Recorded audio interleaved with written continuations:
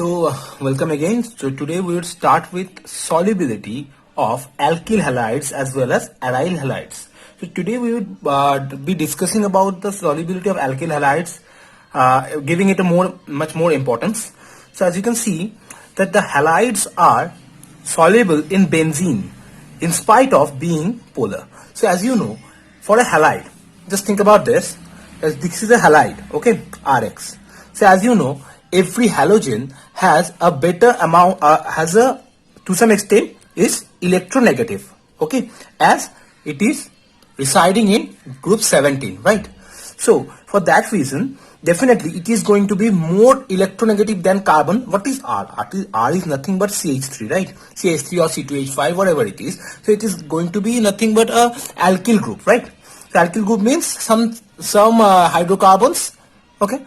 So for that reason, we can say that the halogens have more electronegativity than the carbon. For that reason, this thing is a little bit polar. So the bonded pair of electron is shifting more towards the halogen, giving us delta negative halogen and delta positive alkyl group, right?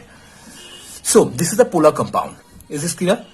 Now look at this solubility. Halides are soluble in benzene in spite of being polar. So as you know, every polar compounds are soluble in polar solvents. But benzene is a non-polar solvent. So this is a little bit astonishing to hear. Although water is polar, so it is not soluble in water, rather it is soluble in benzene. Why? Why it is not that much soluble in water? Look, it is written that it can't break the hydrogen bonds of water. So they are saying that the water has a intermolecular hydrogen bond, right? So if you want to get dissolved in water, you need to break that bond. Okay, only then you could fit yourself in the intermolecular spaces, right? So halides cannot do that thing because it doesn't have that much amount of energy. So now let's move on to the boiling point part. So what is the boiling point order? So you can see CH3I, CH3Br, CH3Cl, CH3F. So it's clearly, you can see that the more the size, more is the boiling point. So with size, the boiling point is getting increased. So definitely, whenever you see that type of orders, whenever you see that type of orders where the order is getting decreased with the decrease in size, be sure it is the effect of Van der Waals force of attraction.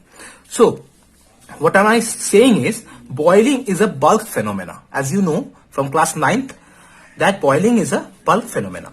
So this order is due to Van der Waals force of attraction. So as you know, Van der Waals force of attraction depends on the surface area, right? More is the surface area, more is the force of attraction in between two molecules. So as the attraction force in between two molecules increases, it is hard to separate them. So for that reason, you can say that with increasing size, the Van der Waals force of attraction increases as the surface area increases, resulting an increase in boiling point. Okay. Now the next order is dipole moment. So as you know, dipole moment is as this is a polar molecule. So dipole moment is the multiplication of the polarity with the distance, nu into d, right? This is dipole moment. Nu is the electronegativity difference and d is the distance. So here it is written that dipole moment is nu into d. So as you can see, the dipole moment order is CH3Cl, CH3F, CH3Br, CH3I. So that is a little bit strange, right? As you can see, if nu is the governing parameter, if electronegativity is the governing parameter, then the dipole moment of CH3F should be the highest because F is the most electronegative element. But you can see that CH3Cl is being the most polar compound. CH3Cl is being the most polar compound. So why is that? So as you can see, there are two parameters. One is distance, another is electronegativity difference. So in case of CH3F, it should be the highest one, right? But in case of CH3F, the bond length is not that much high because F is a small halogen. So the bond distance, the distance between two bonds, the carbon and the fluorine, distance between two atoms is not that much high. Although nu value is the highest for F, but distance is not that much in case of F. But Cl has a little bit lesser nu value than fluorine, but the bond distance is giving it, multiplication of both of them is giving it a higher priority. Okay, so it is not depending on the only the new value, not only the electronegativity differences. It also depends on the distance in between them. For that reason, CH3Cl is the most polar alkyl halide. Okay. Okay. Now, so for haloarenes, for aryl halides, what happens is you can see the dipole moment is C6H5I and equals to C6H5Br. So this is something like C6H5I is this one, right? So this one is C6H5I. This is almost equal to C6H5Br. So let's draw it again. This, right? And this is greater than C6H5Cl. So I'm drawing it like this. So why is that happening? So as you can see, the electronegativity, what is the electronegativity order? FClBri, right? But in this case, it is exactly the inverse what is happening. And whereas these two have the same value of dipole moment. So why is this happening? So as you can see, there are two parameters. One is nu, another is d. Now think about it. In this case, the carbon was an sp3 hybridized carbon, right? Now, in this states, in this compounds, this carbon is sp2 hybridized carbon. So electronegativity of this carbon, of the carbons of the benzene is very much higher than these systems, than sp3 ones. So here, carbon has a very good amount of electronegativity. So in all of the cases, the electronegativity difference would not be that much, that much, right? So it can't be a governing parameter. So for that reason, in this case, only the bond distance is the governing parameter. So as you can see, this I substituted benzene has the most bond distance. For that reason, this is the most polar compound. Okay, but why these two have same amount of dipole moment? The reason is Br and I has almost same electronegativity. So the electronegativity difference here is almost the same. Okay, but Br has a little bit lesser, a little bit more electronegativity value than I, right? Bromine is more electronegative than I, but the value is very much like that is not a decent amount of value. Okay, so which is getting compensated with the bond distance. As you know, I has less electronegativity value, but its bond distance is higher than bromine. So here bond distance is more, here bond distance is less. Here electronegativity is less, here electronegativity is more. So together they are getting the same value because this is nothing but the multiplication of both, right?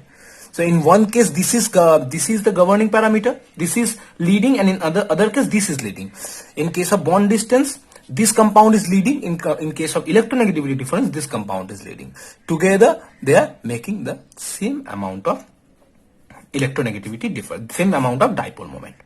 Okay, but in case of Cl and F, although the electronegativity factor is high, but here the electronegativity difference would not be that much because sp2 carbon is here. So for that reason, here the bond distance is the governing parameter. For that reason, we can say that, we can conclude that the dipole moment is the highest for these two molecules, these two compounds. Now, the next part is the reactivity of haloalkenes.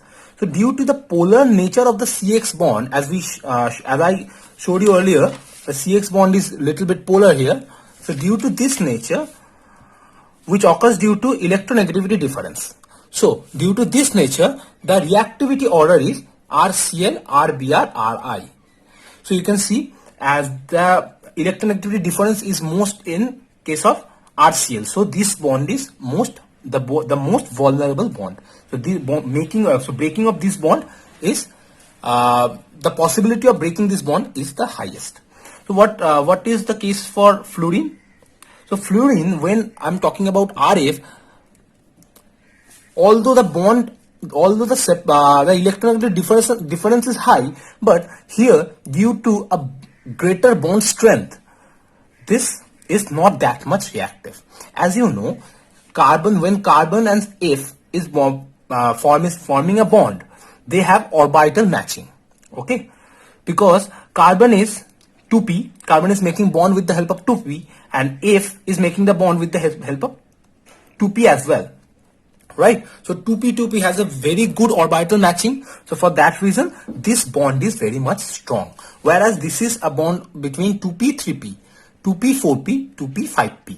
So this, in this case, the orbital matching is not that much. Okay. However, the reactivity order is, so here the reactivity of haloalkenes, where we have first I have showed you the difference of electronegativity. So the difference of electronegativity is RCl, RBr, Ri, right? Because Cl is most electronegative, Br is after that, and I is the least electronegative element. So the bond polarity is most in case of this. After that, this. After that, this.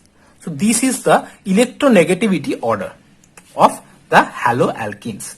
So now we would jump into the reactivity order. So now what is the reactivity order? So here there are two parameters which is governing this factor. One is electronegativity difference, and the second is orbital mismatching. Now think about this. The system with the most orbital mismatching and the most electronegativity difference is going to be the most reactive. So as you can see, now the reactivity order would be the exact opposite. Ri, Rbr, Rcl, Rf. So why is that happening? So as I told you earlier, that Rf is going to be the least reactive because of the orbital matching. 2p orbital matching is there. So for that reason, Rf is the most stable compound. Whereas Ri is the most unstable compound, because here I have said earlier that here the matching is in between 2p and 5p. So you can see if 2p, energy level of 2p is this, the energy level of 5p is going to be this. Okay, there will be so much energy difference. So for that reason, what would happen is the matching of the orbital would not be in that extent. So for that reason, this bond is very much weak. Okay. So for this reason, we can say that this is the reactivity order. Okay, I have given a star marks that this order is governed by only the bond strength parameter. Okay, not the electronegativity parameter.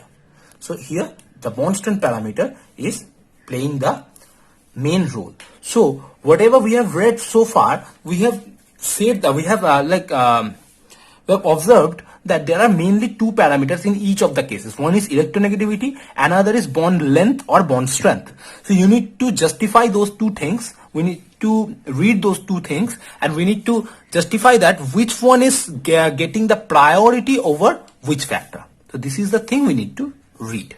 Okay. Now here comes the substitution reactions. So what are the substitution reactions?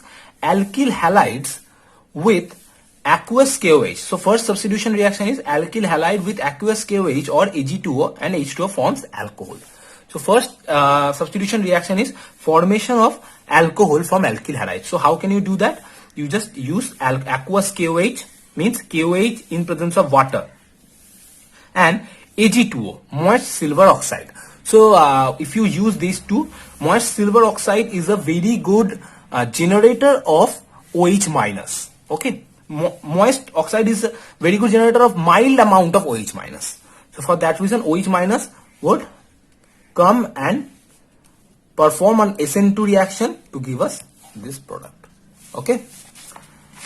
Now we'll move on to the second substitution reaction, substitution by alkoxy group. Now what are the alkoxy group? As you know, you have read it in class 11 that alkoxy group are the esters, right? So as you can see, first thing is Williamson, ethers. Okay, alkoxyalkane, like alkoxyalkane, right? So these are ethers basically. So first system is Williamson's ether synthesis. So this is a very important name reaction. You need to remember this thing. Williamson's ether synthesis. So in this reaction, what happens is first take a ether. Okay. After that, make its sodium salt, which is NaOR. Okay, after making the sodium salt of this ether, you can perform this reaction like this. So as you know, this is an ionic compound, right? This is sodium salt, means here sodium is in Na plus state and R is in oxygen is O minus state. So there is an electronegative electrostatic interaction in between them, like the ionic bonds. So as you can see here, if you use Rx in the presence of this, so I have broken this down in Na plus and O minus, so that it will be easier for you to understand. So after that, what happens is NaX is getting out NaX and ROR. This thing is coming as a product. Okay, NaX is going out and ROR is left behind. So that's how you can form an ether. Okay, so how you can synthesize this thing? You can synthesize this thing by two methods. One is you can form the sodium salt of any OR group. So how you can do that? You can make an alcohol. You can take an alcohol. You can take an alcohol like CH3OH. If you just react this thing with NaOH, what would happen is it would form a sodium salt CH3ONa, right? So this would form this sodium salt, and after that, if you react this with any type of alkyl halides like CH3Cl, so what would happen is this NaCl will go out and CH3OCH3 would be our product, right? So this is nothing but the mechanism of Williamson's ether synthesis. Okay. Now, after that we'd come to substitution via cyano groups. So what happens is cyano group is nothing but the Cn minus. We call Cn minus as cyano. So if you take an alkyl halide, it can be bromide or iodide. If you just react it with Cn, KCN, it can be chloride as well. Okay, but the chloride and the C bond is very much strong. As you know, the reactivity is not that much in case of CH2Cl. So I am taking Br and I here. So if you just react it with KCN, it would give us CH3CH2Cn as a major product. And with that, I would also get some amount of isocyanide as well. So why is this happening? Let's look at the mechanism. So in case of KCN, it looks like K plus and Cn minus like this. So as you can see, the minus charge is in the over C, okay, carbon atom. So this minus charge is making the SN2 mechanism like this. So we are getting Cn. But how we are getting Nc? That this Cn minus can resonate into in this form, like this bond would get over the head of nitrogen and give us Cn minus. So here the minus charge is in the head of nitrogen. So after that, if this minus attacks this carbon, then I would get some amount of isocyanide as well. Now let's get into the product what we can get from CH3Cl. Why would we make this CH3Cl? So from this we can have so many types of products. As you can see, if you just react in presence of dilute HCl or OH or an either a dilute acid or a dilute alcohol. Okay, so what would you get is you would get an acid and carboxylic acid from cyanide. So this is called a hydrolysis reaction. Okay, but if you just react this cyanide with concentrated acid or H2O2OH minus, you would get what you get is an amide, right? And if you just reduce it in presence of NaETOH or lithium aluminum hydride and nickel hydrogen, these are the reducing agents, then you would get, definitely you are going to get an amine. So this reaction, sodium ethanol, is known as Mendius reaction. MENDIUS, Mendius reaction. Okay, so you would get this type of amine. So let's look at the mechanism of these three reactions. So first things first, I'm discussing about this reaction first. Okay, how would you get amide in presence of H2O2OH minus and concentrated HCl as well?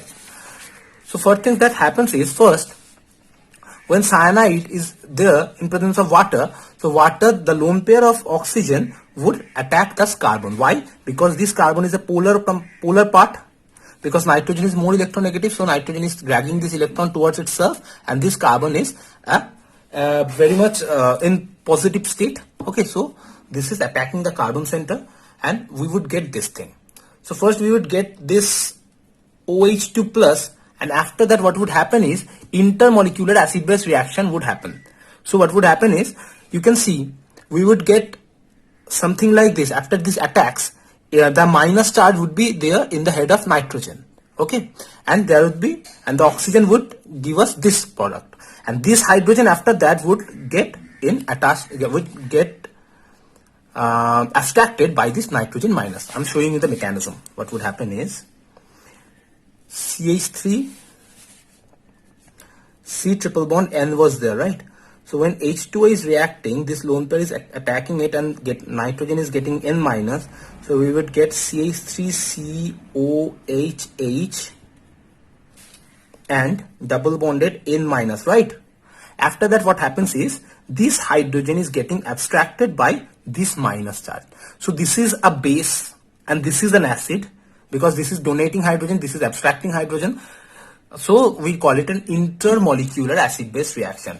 Okay, so it happens with the help of water. Okay, first what happens is, water is taking up the hydrogen and becoming H3O plus, and after that nitrogen is taking up the hydrogen from H3O plus to give us this product, CH3COH double bond NH. Okay, this is how we are getting this thing.